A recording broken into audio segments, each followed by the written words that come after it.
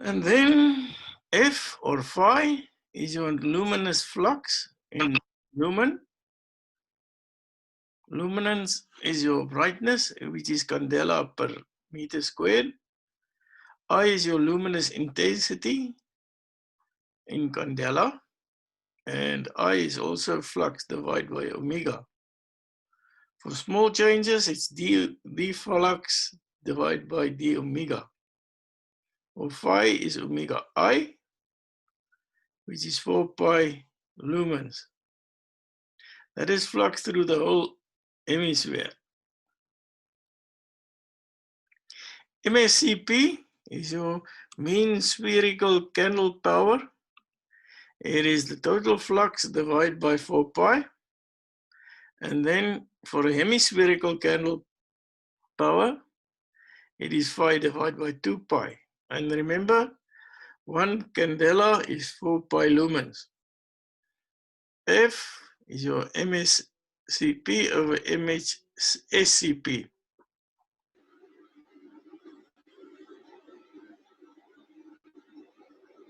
And then if we look at E is your illuminance or illumination, which is d flux divided by dA or flux over area.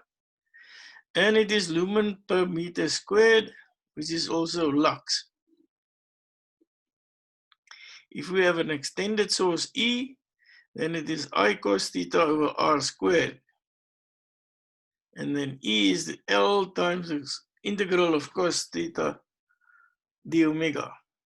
M is your luminance excitance, which is change in flux divided by the change in area. Also, it's lumen per square meter. T is your transmittance, and M is TE. Rho is your reflection ratio. That's the coefficient of reflection or reflectance. Now, M over E is always less than 1. And the flux is rho times area. And L is rho times area. So E is I over R squared. Let's say it was 100 over 2. That gives us 25 lumens per meter squared. All right. Then utilization factor. That is your total lumens reaching the working plane divided by the total lumens given out by the lamp. And then the maintenance factor is the illumination under normal working conditions divided by the illumination when everything is perfectly clean. Depreciation factor is 1 over the maintenance factor.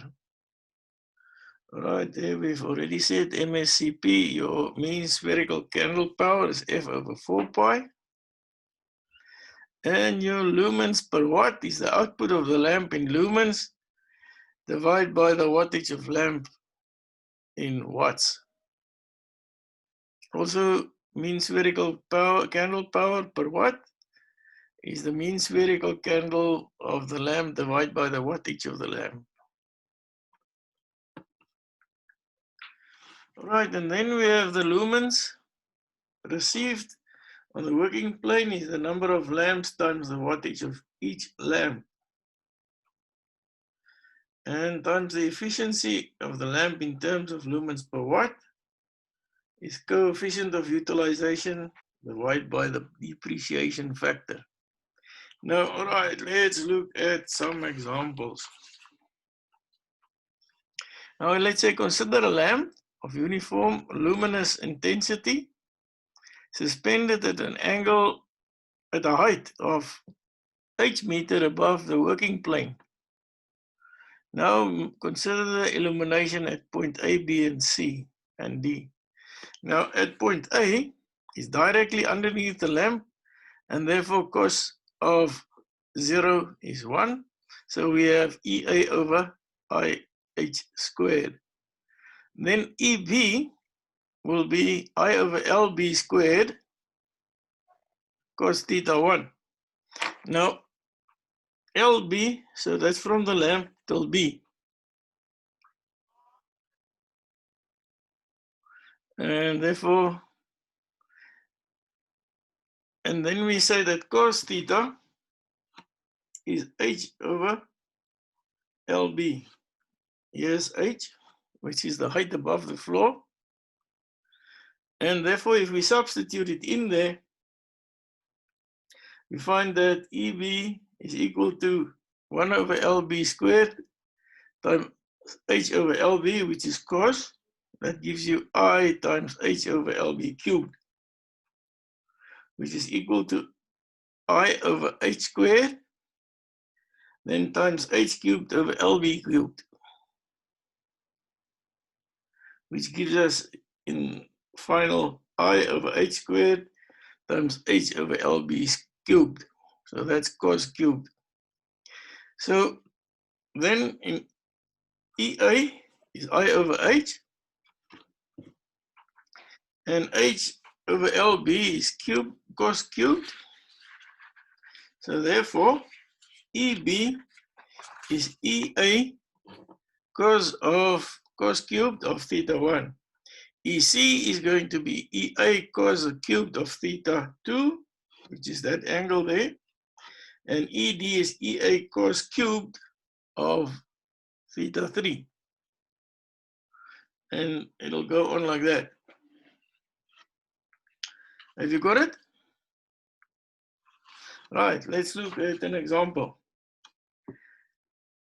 It says there, oh, let me just get to that question.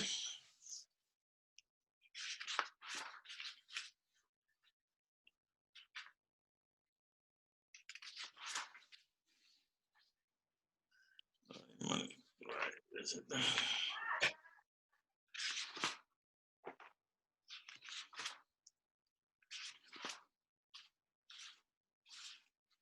A lamp giving out 1,200 lumen in all directions. Oh no, that's suspended 8 meters above the working plane. Well, we calculate the illumination at a point 6 meters away. So now we've got this lamp here, 1,200. Oh, I think it's 2,000 lumens. So they divide by 4 pi to give it to candelas. That means it's 95.5 candela. Now we want to know what that distance LB is going to be. We use Pythagoras theorem, so therefore 6 squared plus 8 squared is LB squared, and therefore LB is 10 meters.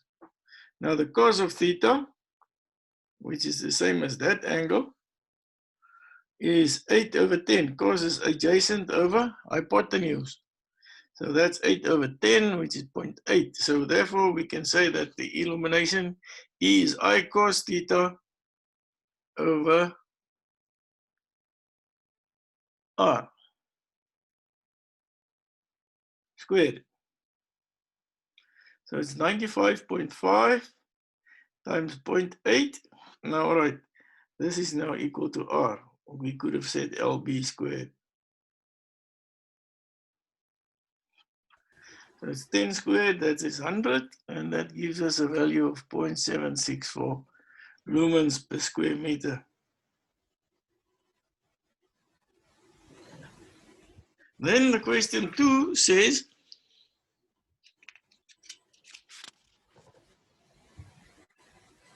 a small light source with intensity uniform in all directions is mounted at a height of 10 meters above the horizontal surface. Point A and B lie on the surface with point A directly beneath the source. How far is B from A? So that the illumination at B is 1/10 of that of A. So illumination of A is I over 10 squared, which is 0.01 I. Now LB, which is that length there, is 10 squared plus x squared. And cos theta, which is that one, or that angle there, is 10 over square root of 10 squared plus x squared. And then EB must be 1/10. So that's I cos over LB squared. So that is 10 over 10 plus x squared, which is cosine cubed, times 1 over 10 plus x squared.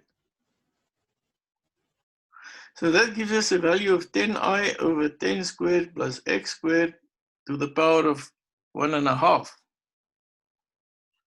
But EB is EA over 10, which is I over 1000.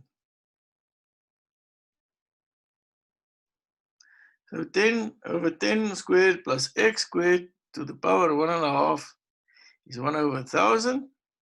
And if we solve that equation, we find that the distance is 19.12 meters. Then there's another question. Question 3.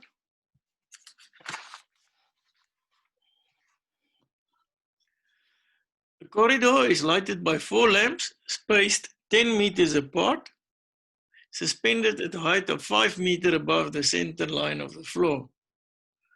If each lamp gives 200 candelas in all directions below the horizontal, find the illumination at the point on the floor midway between the second and the third lamps. So if that is 10 meter and 10 meter and 10 meter, midway between second and third gives us 5 meters. So lamp 1 is I cos squared over 5 squared, and L1C is 5 squared plus 15 squared, which gives us a value of 15.8. So L1 is 200 times 15 over 15.8 divided by 15.8 squared. That gives us 0.254 lumens per square meter.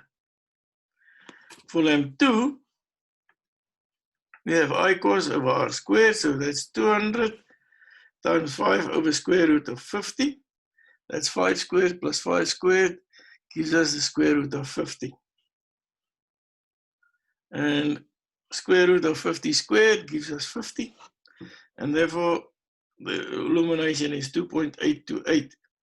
And so therefore, the sum of lamp 1 and lamp 2 is going to be 3.082. But these 2 lamps will also contribute the same amount. So therefore, LC will be double that, which is 6.164 lumens per square meter. Any questions so far?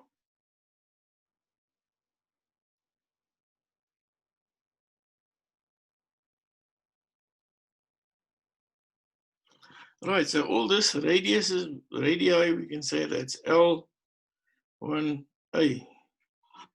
And the other one is LB or LC. L2C squared. So that's all the distance that we are working with is those 2 different distances. Okay. Then there's another example.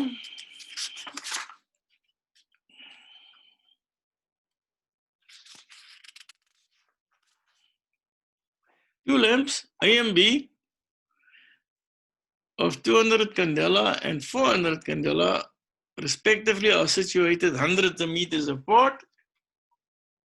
The height of A above is 10 meters and that of B is 20 meters. We want to know what is the reading if we put the meter here. So L1C is 10 squared plus 50 squared, which gives us 51 meters. And L2C is 20 squared plus 50 squared, that gives us 53.9 meters. So theta 1, which is that one, is 10 over 51. Theta 2 is then 20, which is that angle there, over 53.9. So L1 is 200, which is that lamp, times the cosine, 10 over 50, and 51 squared gives us 600. That gives us 0.015 lumens per square meter. Lamp 2 gives us 400 times 20 over 30, 53.9, divided by 53.9 squared. That gives us 0.0511 lumens per meter. That means EC will be the sum of L1 and L2, and that gives us 0.661 lumens per square meter. Now, basically, all these problems are the same. But let's look at number 5. The average luminous output of a 80-watt fluorescent lamp, 1.5 meter in length and 3.5 centimeter diameter, is 3,300 lumens. Calculate its average brightness. If the auxiliary gear associated with the lamp consumes a load equivalent to 25% of the lamp, calculate the cost of running a twin lamp for 2,500 hours at 30 cents per kilowatt. So the area of the lamp is pi d squared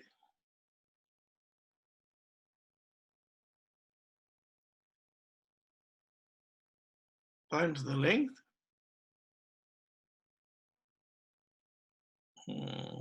That should be a squared there.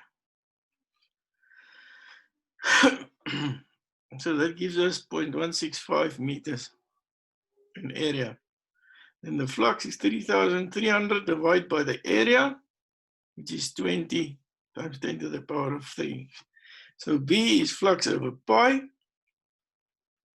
That's 20 times 10 to the power of 3, which gives us 6366.2 candelas per meter squared. Now the total load is 80 plus, they said 25% of 80. There's 2 lamps, so that gives us 200 watt. Now the energy for 2,500 hours is 2,500 times 200 watts. That gives us 500 kilowatt hours. And the cost then is 0.03, 30 times 500, that gives us 150 Rand. Right, example 6.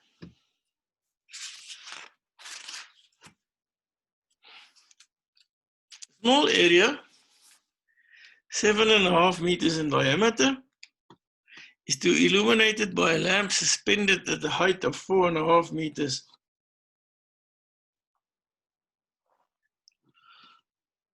above the center of the area. The lamp, having an efficiency of 20 lumens per watt, is fitted with a reflector which directs the light output only over the surface to be illuminated, giving a uniform candle power over this angle. Utilization coefficient is... Hello. Yes. Yeah.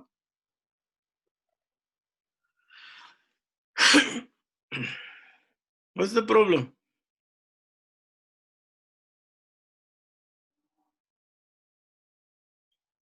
All right, the utilization coefficient is 0.4. We must determine the wattage of the lamp. Assume 800 lux of illumination level from the lamp. So area is pi d squared over 4, which is the area here that must be illuminated, which is 44.178 square meters. The lux is 800, so illumination is flux over area. So the flux is 800 times 44.179, which gives us 35.343 lumens. Total flux over the utilization factor, gives us 88.385 lumens. So the lamp is 88.358 divided by 20, which gives us 4,418 watts.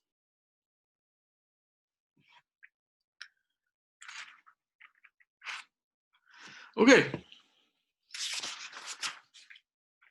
I think we can stop here for tonight. Are there any other questions on your previous work?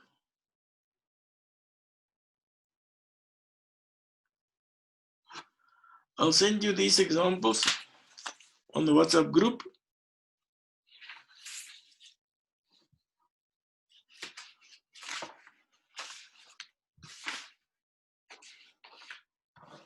Okay, guys, any questions?